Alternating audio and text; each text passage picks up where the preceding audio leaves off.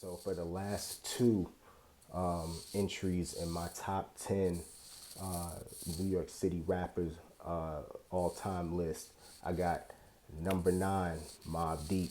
Once again, another group. I'm aware of that, y'all.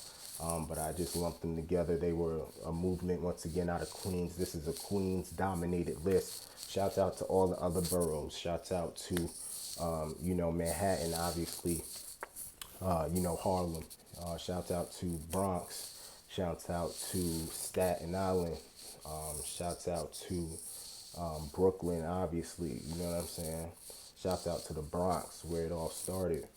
But, for me, Queens has really flew that New York flag well.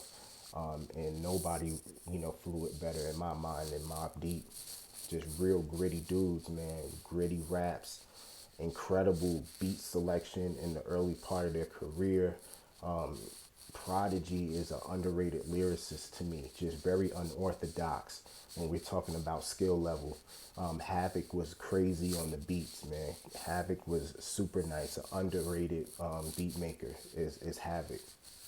And they just brought this gritty storytelling type feel to New York City in a time where, the West Coast was really dominating. You know what I'm saying? You had that Mobb Deep and that Wu-Tang that brought that New York gritty rap to the forefront. And they just excelled at it, man. They just really excelled at it. Numbers wise, they weren't there as far as like the record sales or anything like that, but I think an impact is where New York really is where New York really appreciated them. You know what I'm saying? They later started working with Alchemist, and I just think that you hear a lot of Mobb Deep in today's sound with Dave East incorporating that. Obviously, Griselda Records with Benny and Conway and West Side Gun. I think you hear a lot of that influence, a lot of sonically. You hear Mobb Deep in there. So shouts out to Havoc, rest in peace to Prodigy. They were a group that I listened to all the time coming up in Queens. So shouts out to them.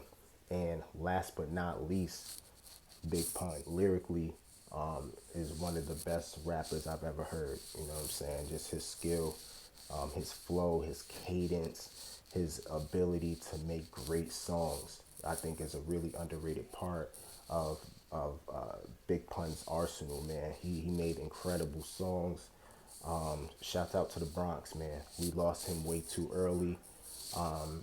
I would have loved to, see him now and see how he progressed, because once again, he was giving a lot of people a run for their money, man. A lot of MCs he was giving a run for their money, lyrically.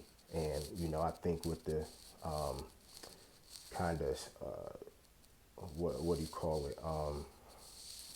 Mentorship of Fat Joe.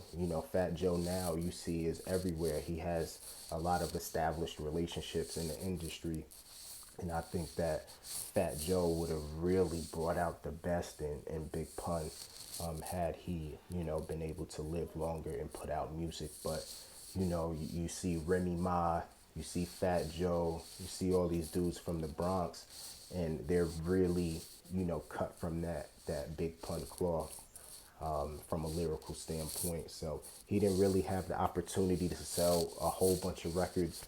His career was cut short, but rest in peace to Big Pun. I definitely felt his impact, and I definitely saw his skill, and he was definitely a talented brother. But I would have to say honorable mention would be Ja Rule for me. Ja was, before the whole 50 Cent debacle, you know what I'm saying? Like, he was somebody who was dropping hit after hit after hit after hit. He was definitely the radio killer. Ja Rule was the radio killer. Y'all can say whatever y'all want about him, but he's definitely my honorable mention. He doesn't make my top 10, but tell me if he makes yours.